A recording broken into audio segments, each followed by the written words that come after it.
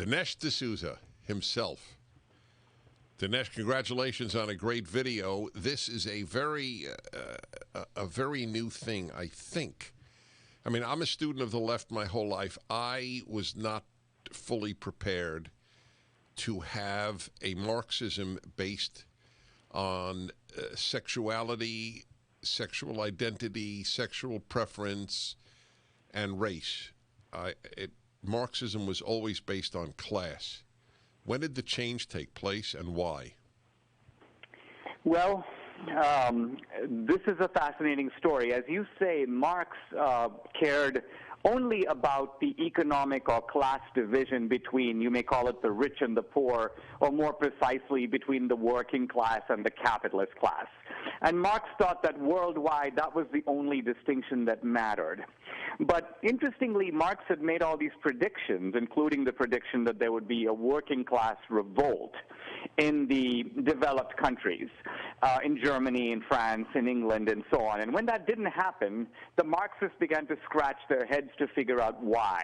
Now, they could have just concluded, Marx was wrong, let's throw out all this Marxism stuff and start again. But they decided no. They said, basically, here's the problem.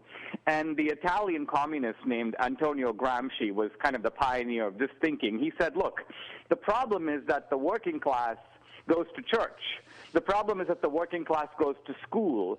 So they absorb, Gramsci argued, bourgeois culture, the culture that is the culture of the family, of faith, of religion, of patriotism.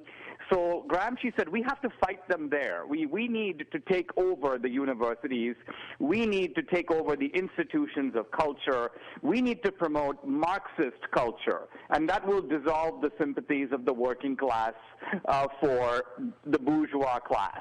So this is how this all got started. Gramsci laid out the doctrine in the 1920s, and then the left in America adopted it wholesale in the 1960s. So we've now seen a 50-year project of leftist infiltration of the institutions of culture, one that has given them, I would say, a virtual monopoly, certainly over the institutions of high culture. So, in a nutshell, if a nutshell is possible here, or if any answer is really possible, what do you think the end of the left is? Well, I think that their end is social control. It is tyranny. It is the joys of tyranny.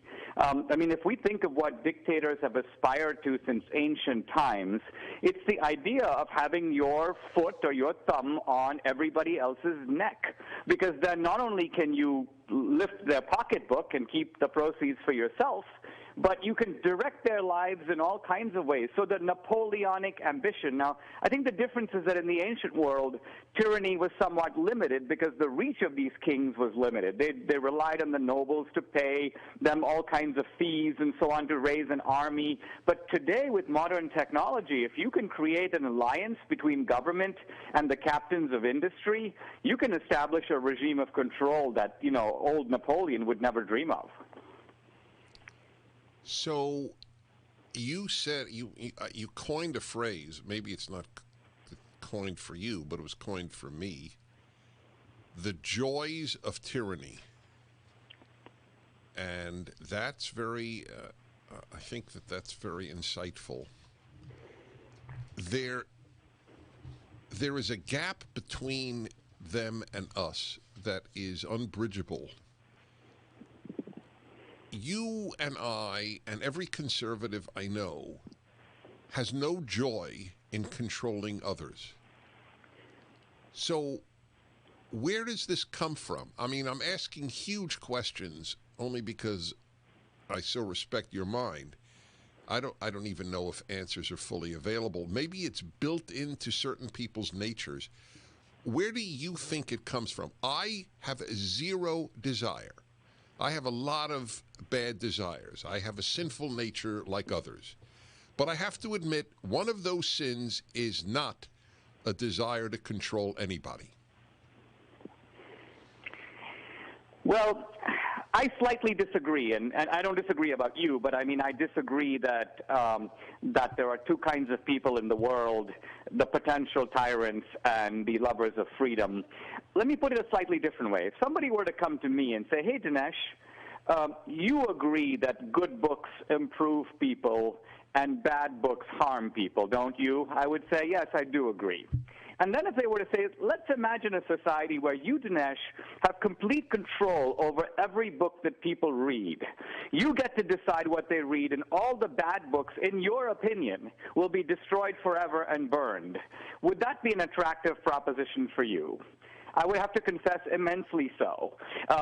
In other words, I would think that we could rid society of all kinds of evils if I was completely in charge and I established the curriculum for the whole world. Now, I realize this is all just a thought experiment here, but I guess what I'm trying to say, I think the desire, the tyrannical impulse is there in human nature. Fascinating. This is truly an important discussion. See his video. It is up at prageru.com.